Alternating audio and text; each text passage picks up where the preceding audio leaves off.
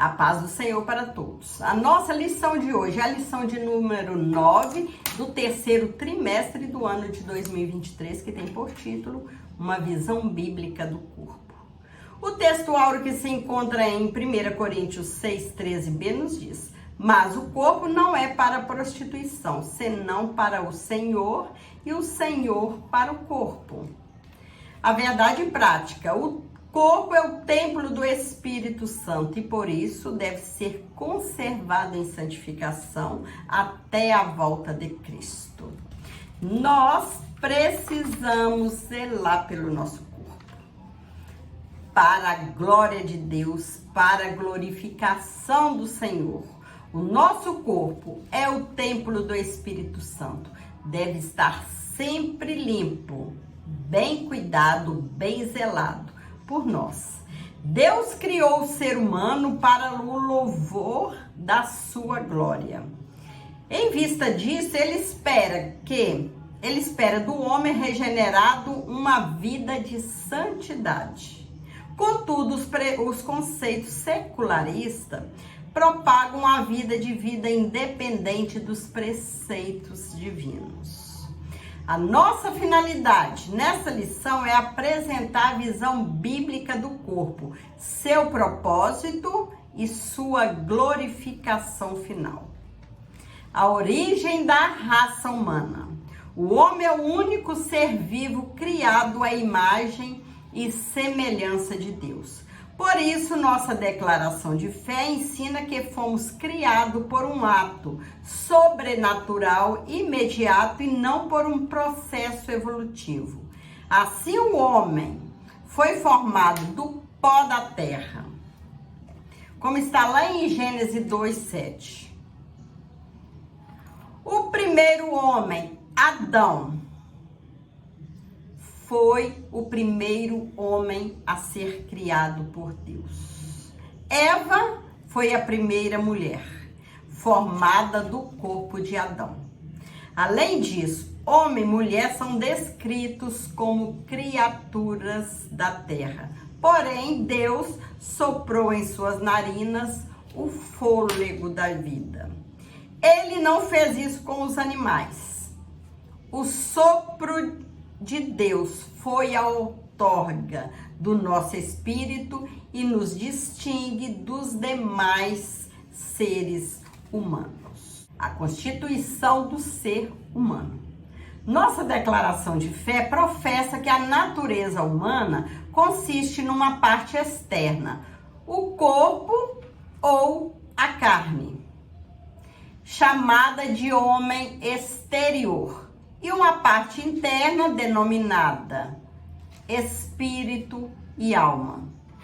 Essa constituição humana é denominada de tricotomia, isto é, 3 substâncias, que é o corpo, o espírito e a alma.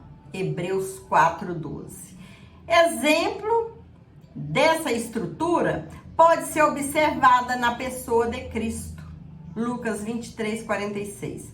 A Bíblia de Estudo Pentecostal leciona que o nosso espírito é o componente pelo qual se tem comunhão com o Espírito de Deus.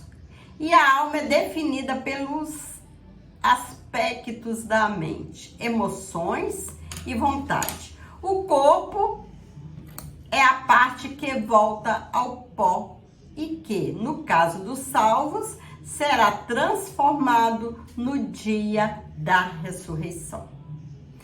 Queda e restauração humana.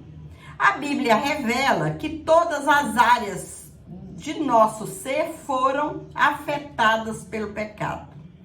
Conforme a teologia sistemática, uma perspectiva pentecostal, embora constituído de 3 substâncias, se o ser humano for afetado em um elemento de sua constituição humana, ele será afetado inteiramente.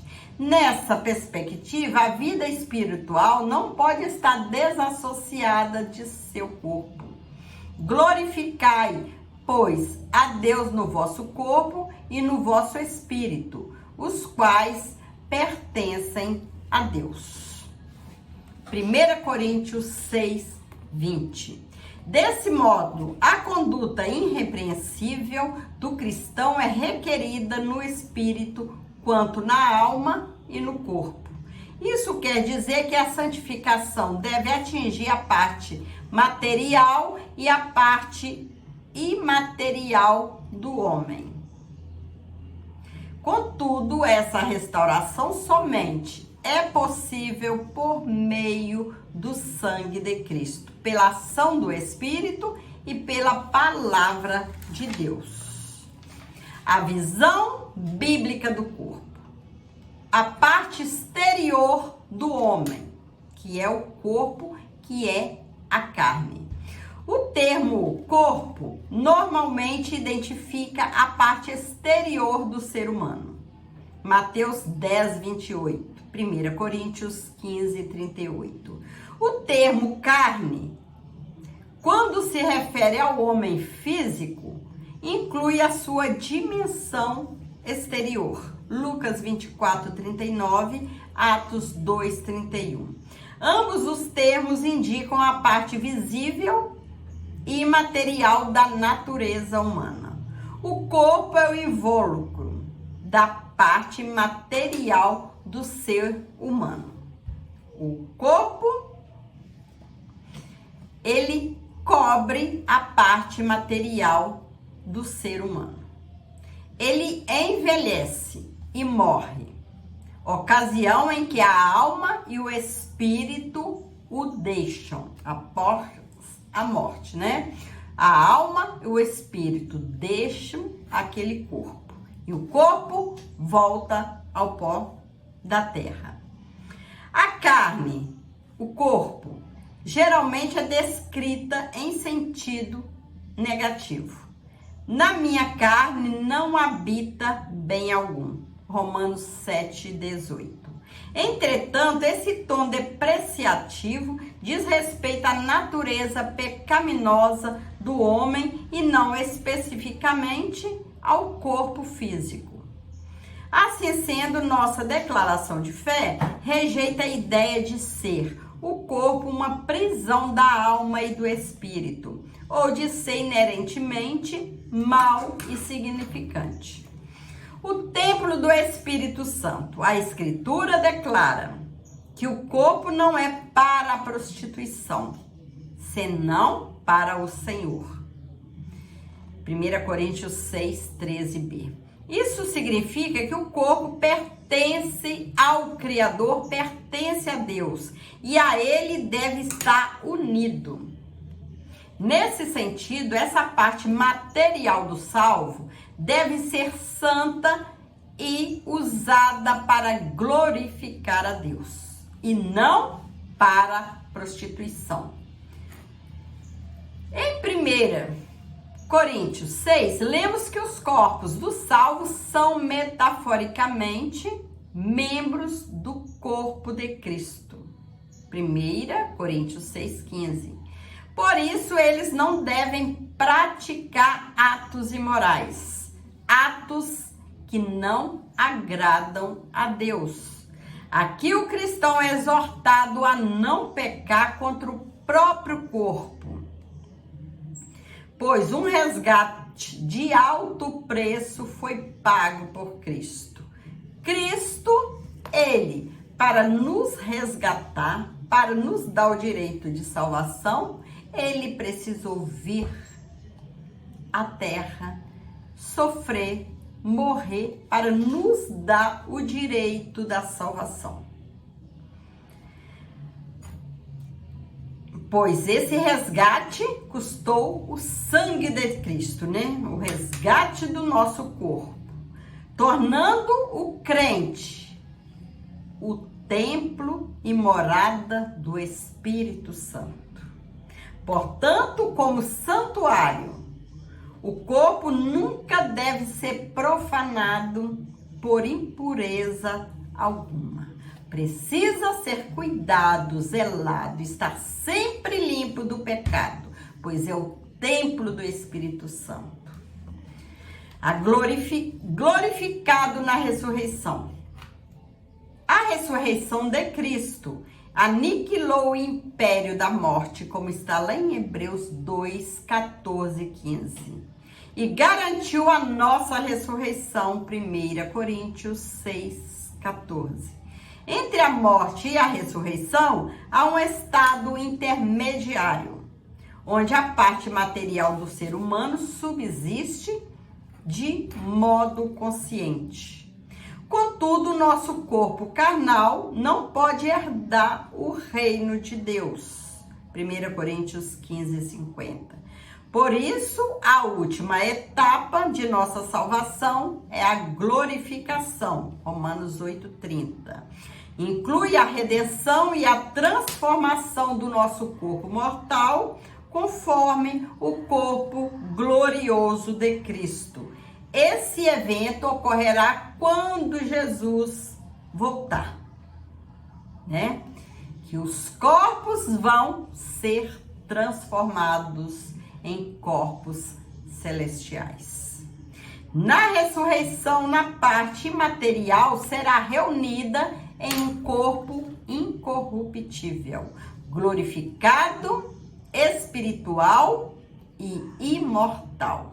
Assim, a morte é o último inimigo a ser vencido. 1 Coríntios 15, 26.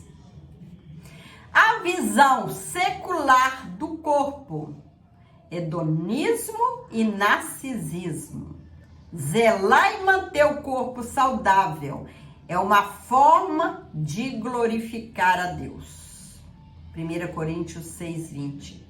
Contudo, em tempos pós-modernos de busca da felicidade, o hedonismo e o narcisismo são incutidos na sociedade.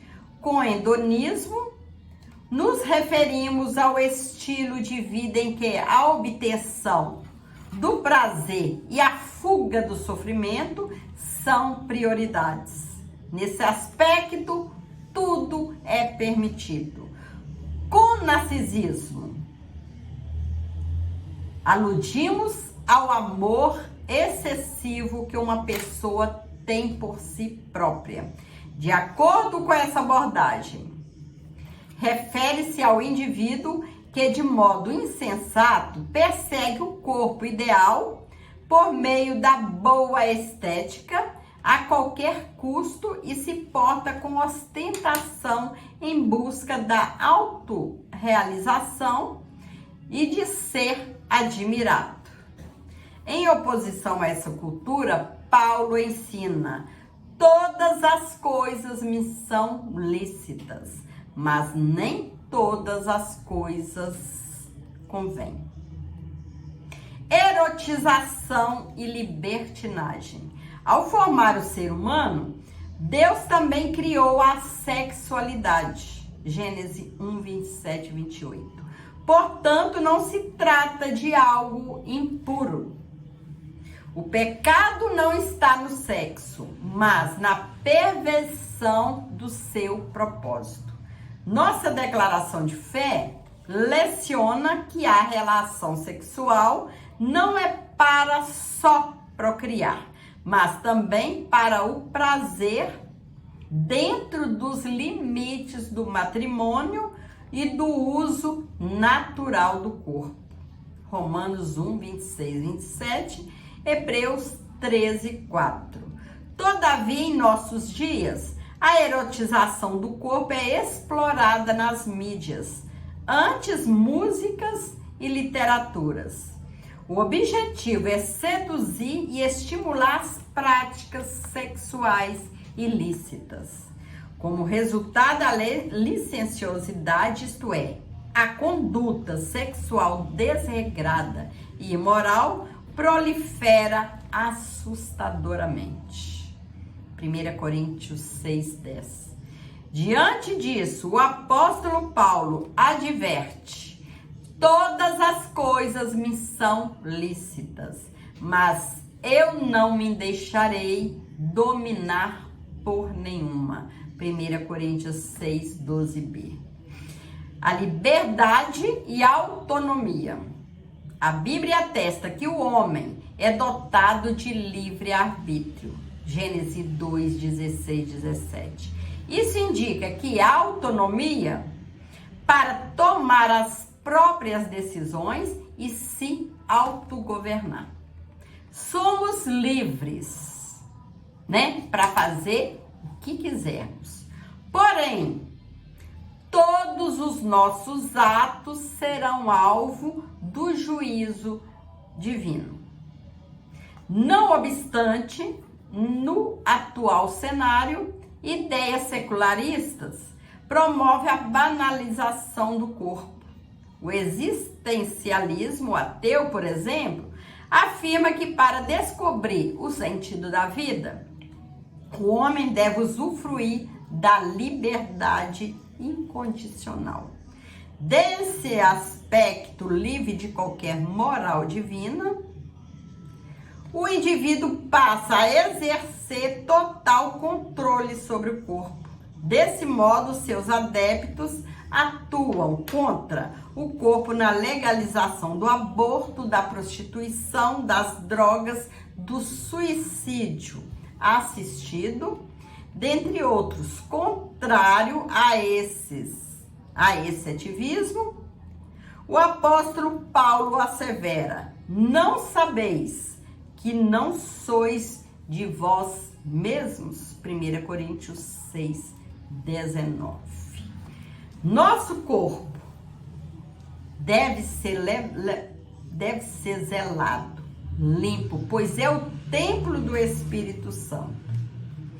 Nós cristãos que cremos em Jesus, que cremos nas Sagradas Escrituras, devemos zelar pelo corpo. Deus fez o homem com livre-arbítrio. O homem pode fazer do corpo o que quiser, porém, um dia dará contas de todos os atos cometidos no dia do juízo final. Um dia terá que prestar contas a Deus de tudo que fizer aqui na terra. Precisamos cuidar desse corpo, pois é em nosso corpo que habita o Espírito Santo. Devemos zelar, ficar livre do pecado, longe do pecado. Deixar nosso corpo apenas para a glorificação do Senhor. Deus nos ama e Deus nos quer para morar com Ele, para estar com Ele, para que Ele possa cuidar de nós. Enquanto estivermos aqui na terra, as lutas, as tentações serão tamanhas. Mas Deus está conosco, o Senhor nos guarda. E nós fujamos do pecado. Vamos continuar meditando na palavra de Deus. Chegamos à conclusão da lição de hoje. Criado na terra, da terra, imagem e semelhança divina, o homem é constituído de 3 substâncias, que é o corpo, que é o espírito e a alma. Como está lá em 1 Tessalonicenses 5, 23. Nessa concepção, não podemos pecar com o corpo sem afetar o espírito e a alma. Se pecarmos com o nosso corpo, vamos estar afetando também o espírito, afetando também a alma. Não tem como pecar com o corpo sem atingir o espírito e a alma. 1 Coríntios 6, 15, 17. O corpo é morada do espírito, que não habita em santuário impuro, santuário sujo pelo pecado. Na vinda de Cristo, o corpo dos santos será glorificado. Assim, o corpo não deve ser tratado como algo pejorativo. O princípio de cuidado e santidade do corpo deve ser observado pelos que pertencem a Deus. 1 Coríntios 6, 20. Nosso corpo precisa ser cuidado, precisa ser zelado. precisamos zelar. Se quisermos, né, alcançar o céu. Aqui na terra, as lutas, as tentações, as perseguições são muitas, mas com a ajuda do nosso Deus, nós vamos chegar lá. O nosso alvo é Cristo. Vamos perseverar, lutar. Que o céu é ganho, é na força. Não é fácil, mas com Jesus chegaremos lá. Que o Senhor possa continuar nos abençoando, abençoando a sua família, abençoando você, que você possa continuar nessa caminhada. Nós, né, possamos continuar nessa caminhada, que o nosso alvo é Cristo.